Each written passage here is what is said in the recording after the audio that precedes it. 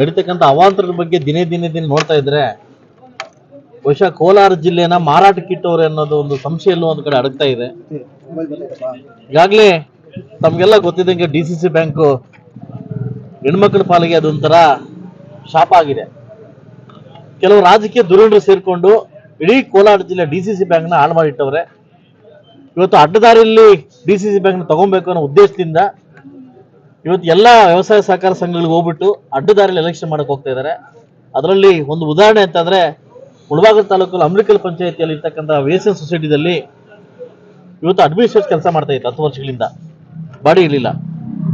ಇವಾಗ ಏಕಾಏಕವಾಗಿ ಆ ಡೆಲಿಗೇಟ್ ನಮಗೆ ಬಂದಿದ್ದಕ್ಕೋಸ್ಕರ, ವೋಟ್ ಬಂದಿದ್ದಕ್ಕೋಸ್ಕರ ಕೆಲ ಪ್ರಭಾವಳಿ ಸೇರಿಕೊಂಡು ಅಧಿಕಾರಿಗಳು ಮಿಂಗಲ್ಲಾಗಿ 13D ಈ ಪ್ರಕಾರವಾಗಿ 180 ಡೇಸ್ ಪ್ರಕಾರವಾಗಿ ನೋಟಿಸ್ ಪ್ರಕಾರ ಆಗಬೇಕು ಏನು ಚುನಾವಣಾ ಪ್ರಕ್ರಿಯೆಯಾಗಿ ಅದನ್ನ ಬದಿಗೊತ್ತಿ ಕಾನೂನು ವಿರುದ್ಧವಾಗಿ ಇವರು ಅಧಿಕಾರಿಗಳು ಮಿಂಗಲ್ಲಾಗಿ 1ನೇ ತಾರೀಕಿನ ನೋಟಿಸ್ ಸರ್ವ್ ಮಾಡ್ತಾರೆ.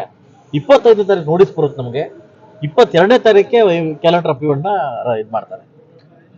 ಇದು ನನ್ನ ಗಮನಕ್ಕೆ ಬಂದ ತಕ್ಷಣ ಚೆಕ್ ಮಾಡಿ ಬಂದು ಕೇಳಿದಾಗ ನಮ್ಮಿಂದ ತಪ್ಪಾಗಿದೆ, ಅಧಿಕಾರಿಗಳು ತಪ್ಪು ಮಾಡಿದ್ದಾರೆ, ಇದನ್ನು ರದ್ದು ಮಾಡ್ತೀವಿ ಅಂತ ಹೇಳಿದ್ದಾರೆ.